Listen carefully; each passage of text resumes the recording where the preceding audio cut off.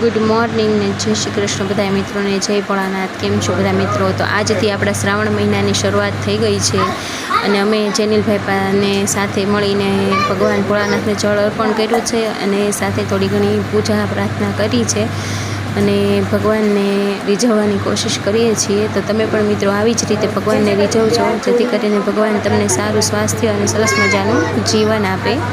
નમામિ શમીશાને નિર્વાણ રૂપમ વિભૂયાપકમ બ્રહ્મ વેદ સ્વરૂપમ નિજ નિર્ગુણમ નિરૂપમ ચિદાકાશમાકાશવાસમ ભજેહમ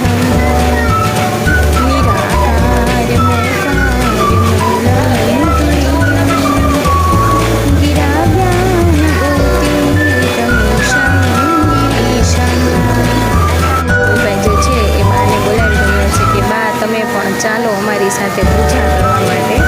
તો બા આવે છે આપણને જોઈન કરવા માટે, પૂજા માટે, પ્રાર્થના માટે અને સાથે મળી અને આપણે બધા ભગવાનની પ્રાર્થના કરીએ કે હે ભોળાનાથ, હે મહાદેવ, અમને સારું સ્વાસ્થ્ય અને સુંદર સારું સરસ મજાનું એક જીવન આપજો કે જ્યાં અમે ક્યારેય કોઈ ખરાબ કર્મ ન કરીએ, અમારા હાથે હંમેશા સારું કાર્ય થાય અને અમે દરેક વ્યક્તિને ખૂબ જ મદદરૂપ થઈએ એવા આશીર્વાદ અમને આપજો। તો મિત્રો આપણે પૂજા પાઠ થઈ ગયા છે અને જેનિલભાઈએ આપણી માને બોલાવી લીધા છે અને આપણે પૂજા કરી લીધી છે। તો હવે આપણે તુલસી માને પૂજા કરવાની છે। તો તુલસી માને જળ ચડાવી રહ્યા છે આપણા જેનિલભાઈ। તમે જોઈ શકો છો કે આપણા જેનિલભાઈ જે છે એ કાર્ય થોડું અને કાર્ય વધારે છે, ઝાઝું કરે થોડું અને વધારે ઝાઝું એવું છે જેનિલભાઈનું કામકાજ। અને પ્રાર્થના પણ કરે છે જેનિલભાઈ આપણા ભગવાનને, શિવ બોલે છે પણ ખરેખર મજા આવે છે જોવાની।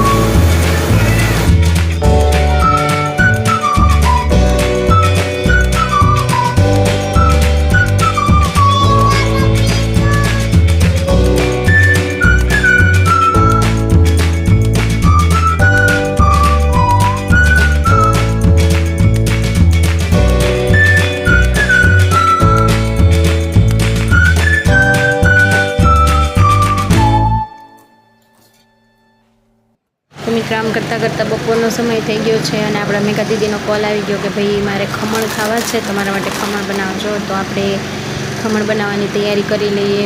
આપણે એક વાટકી ચણાનો લોટ લઈ લીધો છે, એમાં થોડી હળદર ઉમેરી દઈશું અને સાથે સાથે થોડું સ્વાદ પ્રમાણે આપણે એમાં થોડુંક મીઠું ઉમેરવાનું છે અને સાથે સાથે થોડી ખાંડ પણ ઉમેરી દેવાની છે, જેથી કરીને લોટની સાથે ખાંડ સરસ રીતે મિક્સ થઈ જાય અને ખમણનો ટેસ્ટ સારો આવે।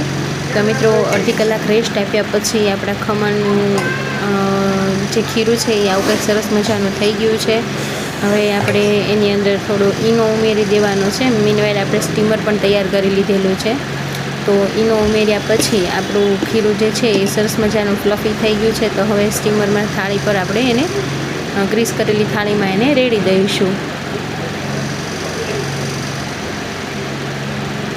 અને હવે ઢાંકણ ઢાંકી અને 10 ઉપર એક વજન મૂકી દઈશું આપણે, જેથી કરીને સરસ મજાના ખમણ સ્ટીમ થઈ જાય 10 મિનિટ માટે। 10 મિનિટ બાદ આપણા ખમણ સરસ રીતે સ્ટીમ થઈ ગયા છે। તો હવે આપણે તેને બહાર કાઢી લઈશું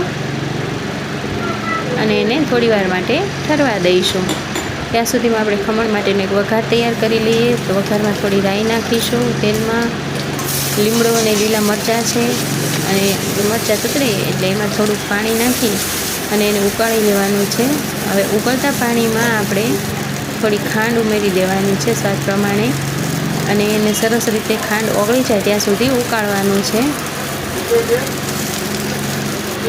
મિત્રો આપણું મિશ્રણ જે છે પાણીનું વઘારનું એવી સરસ રીતે ઉકળી રહ્યું છે અને ઉકળી ગયું છે અને આપણે છે એ ખમણ ઉપર એને રેડી દઈશું।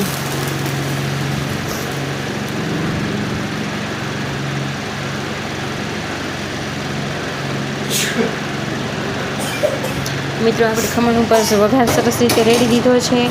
હવે આપણા ખમણ જે છે એ એકદમ સરસ રીતે તૈયાર થઈ ગયા છે। વઘારને આપણે થોડો સ્પ્રેડ કરી દઈએ એટલે દરેક બાઈટમાં આપણને વઘાર મળે। હવે ઉપરથી થોડા લીલા ધાણા નાખીએ અને આપણે ગરમા ગરમ ખમણ સર્વ કરીએ.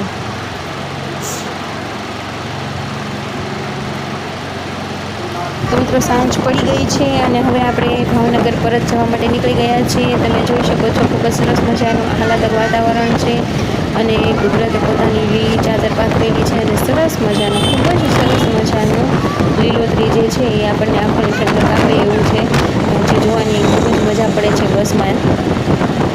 અને જે જેનિશાબેન જે છે આપણા એ બસમાં સૂઈ ગયા છે આ સરસ મજાના ઠંડા વાતાવરણમાં, કારણ કે આવા વાતાવરણમાં ઊંઘ જ આવે એવું સરસ મજાનું વાતાવરણ છે. તો જેનિશાબેન આરામ ફરમાવે છે અને જેનિલભાઈ જે છે આપણા એ બહારના જે નજારાઓ છે તેની મજા માણી રહ્યા છે કે બહાર શું ચાલી રહ્યું છે એકચ્યુઅલી. મિત્રો આજનો મારો વિડીયો તમને કેવો લાગ્યો અને શું સજેશન છે એ મને ચોક્કસ કોમેન્ટ કરીને જણાવજો. તો મારો વિડીયો સબસ્ક્રાઈબ કરજો, લાઈક કરજો, ફોલો કરજો. Thank you. કાલે